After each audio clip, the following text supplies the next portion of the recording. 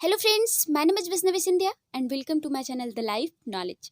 सबसे पहले तो मैं आपको ये बता दूं कि अगर अभी तक आपने मेरी पिछली वीडियोस नहीं देखी है तो सबसे पहले जाकर उसे देखिए, क्योंकि उन वीडियोस को देखने के बाद ही आपको पूरी स्टोरी अच्छे से समझ में आएगी और तभी आप इस वीडियो को भी समझ पाएंगे। तो चलिए स्टार्ट करते हैं। लास्ट वीडियो में मैंने आपको बताया था कि शिक्षित डैडी इस विचारधारा में यकीन करते थे कि स्कूल उन लोगों को इनाम देते थे जो कम से कम चीजों के बारे में ज्यादा से ज्यादा पढ़ते थे, और अमीर डैडी ठीक इसका उल्टा कहते थे। वो कहते थे कि तुम्हें बहुत सारी चीजों के बारे में थोड़ी बहुत जानकारी होनी चाहिए।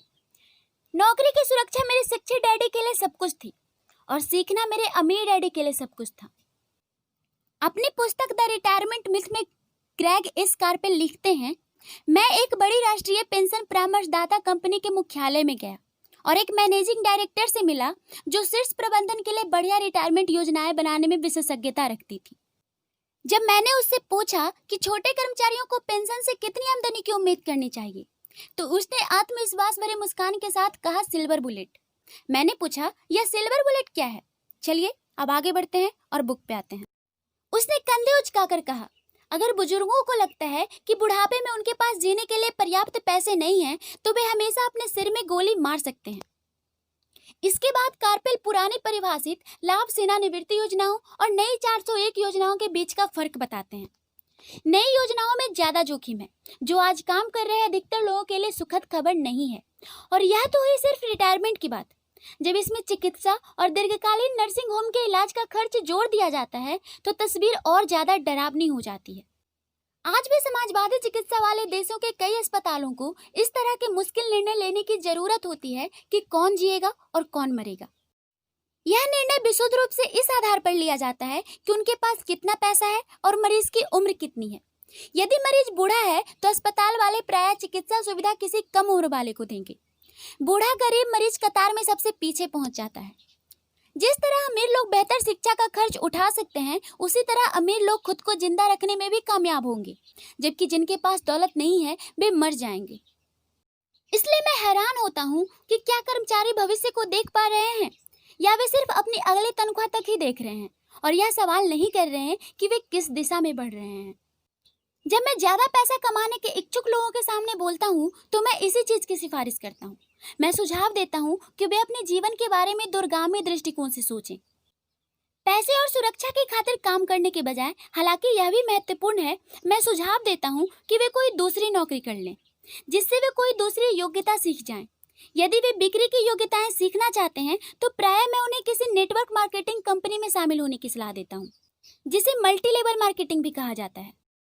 इनमें से कुछ कंपनियों के प्रशिक्षण कार्यक्रम उत्कृष्ट हैं।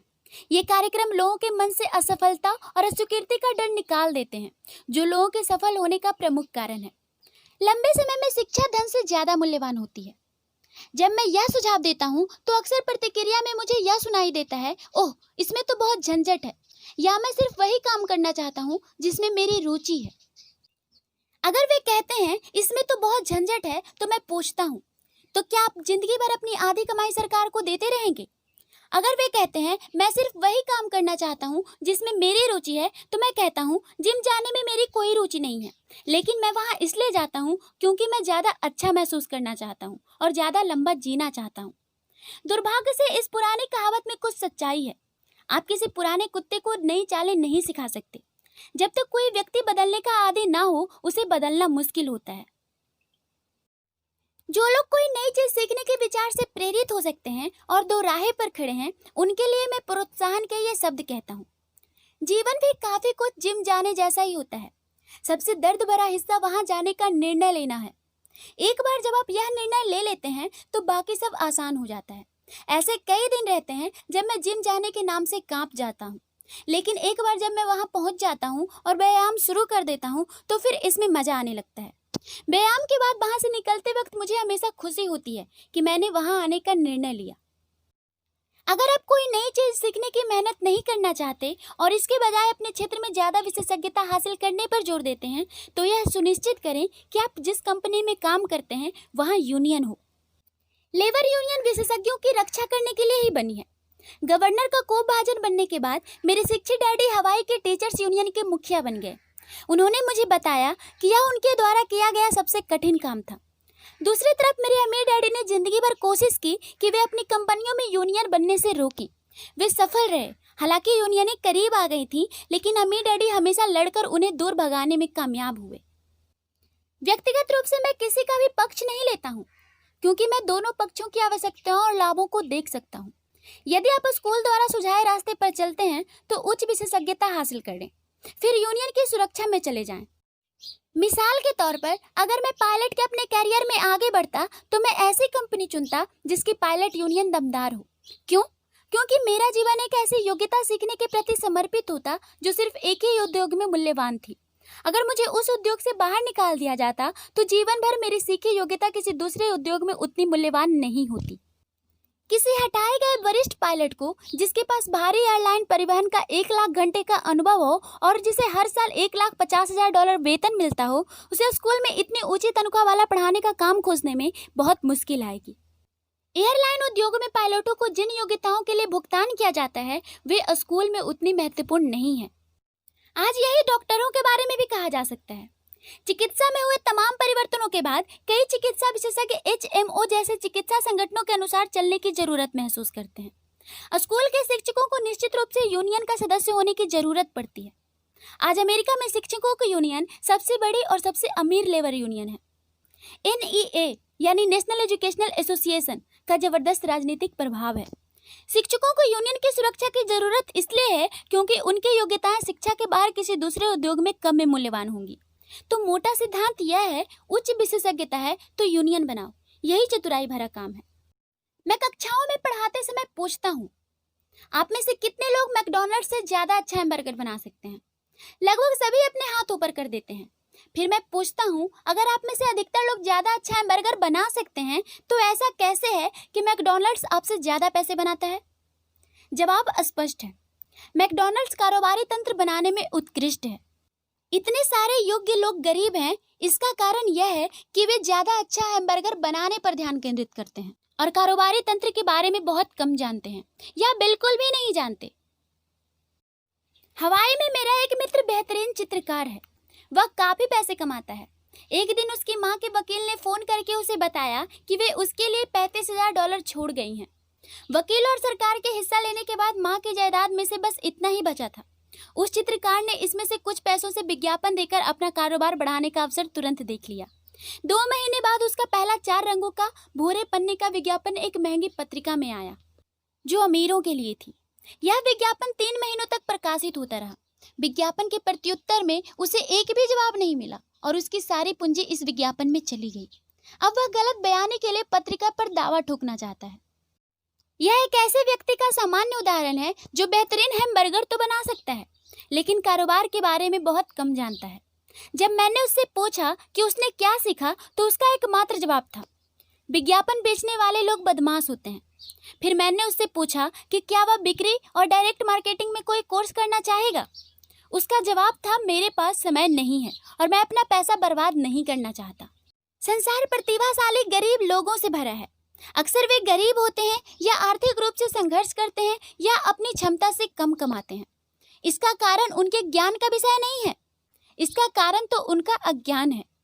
हैमबर्गर बेचने और पहुंचाने की योग्यताएं सीखने पर ध्यान केंद्रित करने के बजाय वे ज्यादा अच्छा हैमबर्गर बनाने की अपनी योग्यताओं को आदर्श बनाने पर ध्यान केंद्रित करते हैं। शायद मैकडॉनल्ड्स सिर्फ श्रेष्ठ हैमबर्गर नहीं बनाता है, लेकिन यह सामान्य अच्छा बर्गर बेचने और घर तक पहुंचाने में सर्वश्रेष्ठ है। गरीब डैडी चाहते थे कि मैं विशेषज्ञता हासिल करूं। उनका विचार था कि ऐसा करने पर मैं ज्यादा पैसे कमाऊंगा। जब हवाई के गवर्नर ने उन्हें बता दिया कि अब वे राज्य सरकार की नौकरी नहीं कर सकते, तब भी मेरे शिक्षित डैडी मुझे विशेषज्ञता हासिल करने के लिए प्रोत्साहित करते रहे। फिर शिक्षित डैडी ने शिक्षकों की यूनियन का काम संभाला और इन उच्च योग्यता वाले पेशेवर लोगों की सुरक्षा व लाभों के लिए अभियान छेड़ा। हम में अक्सर बहस होती थी, लेकिन मैं जानता हूं कि उन्होंने यह बात कभी नहीं मानी कि अति विशेषज्ञता की वजह से ही शिक्षकों को यूनियन की सुरक्षा की जरूरत पड़ी थी। वे कभी नहीं समझ पाए कि आप जितनी ज्यादा विशेषज्ञता हासिल करते हैं, आप उसके जाल में उतने ही ज्यादा फंस जाते हैं और अपनी विशेषज्ञता पर उतने ही ज्यादा निर्भर हो जाते हैं। अमीर डैडी की सलाह यह थी कि माइक और मैं खुद तैयार करें। कई कॉरपोरेशन भी ऐसा ही करते हैं। वे बिजनेस स्कूल से निकले युवा प्रतिभाशाली विद्यार्थी को लेते हैं और उसे उस तरह तैयार करते हैं ताकि एक दिन वह कंपनी की जिम्मेदारी संभाल ले। इसलिए ये प्रतिभाशाली युवा कर्मचारी किसी एक विभाग के विशेषज्ञ नहीं बनते हैं। उन्हें कारोबारी तंत्रों के सारे पहलू सिखाने के लिए एक विभाग से दूसरे विभाग में पहुंचाया जाता है।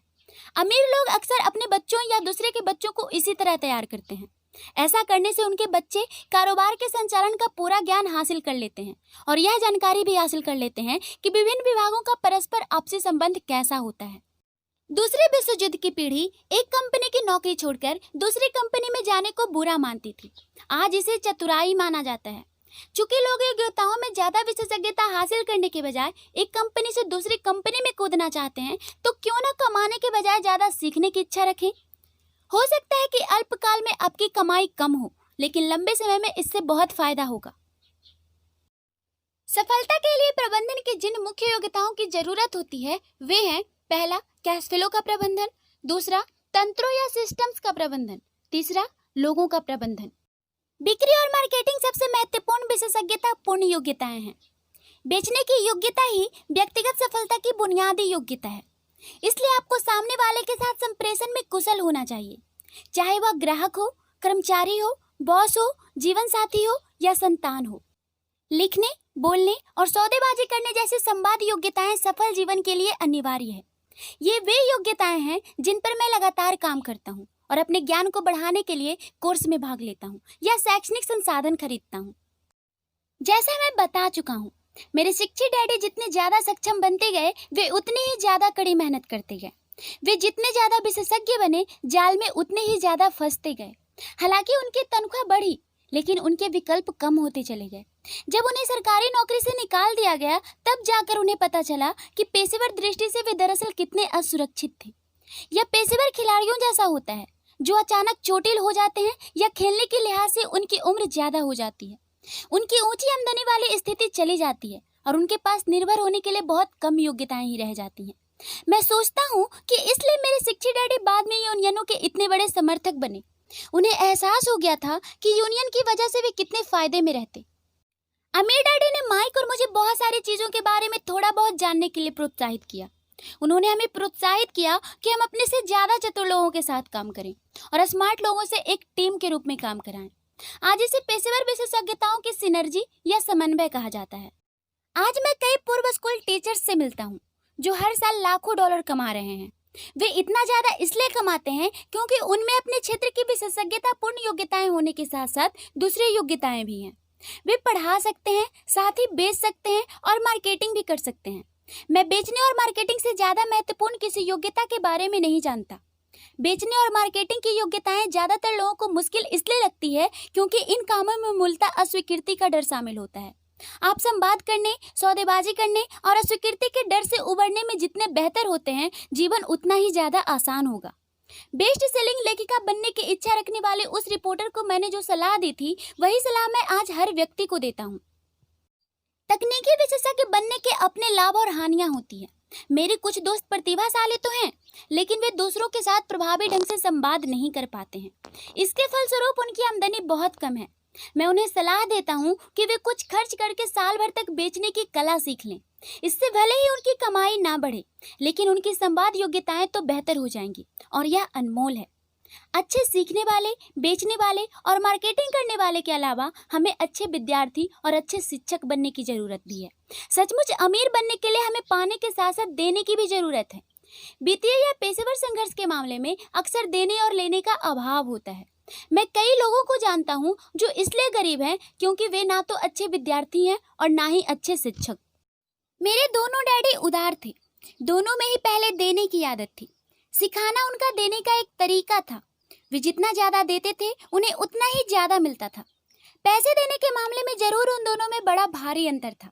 मेरे अमीर डैडी बहुत से पैसे दान करते थे। वे अपने चर्च को, अपने परोपकारी संस्थाओं को और अपने फाउंडेशन को पैसे देते थे। वे जानते थे कि पैसा पाने के लिए आपको पैसा देना होता है। पैसा देना ज्यादातर अमीर परिवारों का रहस्य है। रॉकफेलर फाउंडेशन और फोर्ड फाउंडेशन जैसे संगठन इसी तरह बने हैं। ये संगठन इस तरह बनाए गए हैं ताकि वे अपनी दौलत बढ़ाते रहें और अनंत काल तक बांटते रहें। मेरे शिक्षित डैडी हमेशा कहते थे, जब मेरे पास थोड़ा अतिरिक्त पैसा आएगा तब मैं उसे दान में दूंगा। समस्या यह थी कि कभी कोई अतिरिक्त पैसा आया ही नहीं, इसलिए वे ज्यादा पैसा लाने के लिए ज्यादा मेहनत से काम करते रहे। वे धन के सबसे महत्वपूर्ण नियम को भूल गए थे, दो और आपको मिल जाएगा। इसके बजाय वे इस बात में यकीन करते थे, पाओ और फिर आप दोगे। निष्कर्ष में मैं यही कहना चाहता हूँ कि मैं अंततः दोनों डैडियों जैसा बन गया।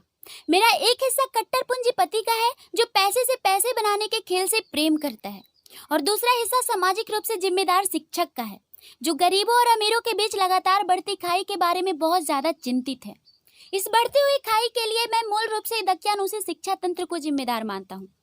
और इसी के साथ छठा सबक समाप्त होता है। आगे की पेज पर हम कल चलेंगे। चलिए ये वीडियो यहीं समाप्त करते हैं। आपको ये वीडियो कैसा लगा हमें कमेंट करके जरूर बताइएगा, और अगर आपके लिए ये वीडियो हेल्पफुल रहा तो लाइक और शेयर भी जरूर कीजिएगा, साथ ही साथ सब्सक्राइब भी कर दीजिएगा। मिलते हैं नेक्स्ट वीडियो में, तब तक के लिए पढ़ते रहिए और बढ़ते रहिए।